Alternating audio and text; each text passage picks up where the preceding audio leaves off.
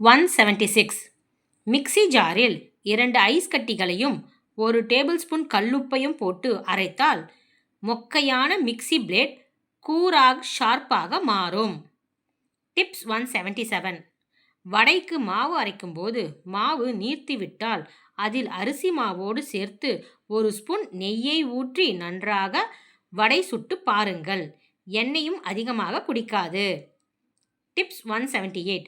லட்டு செய்யும் போது சீனிக்கு பதில் டைமண்ட் கற்கண்டு சேர்த்து செய்தால் லட்டு நீண்ட நாட்கள் ஈரத்தன்மையுடன் இருக்கும், உலர்ந்தும் போகாது.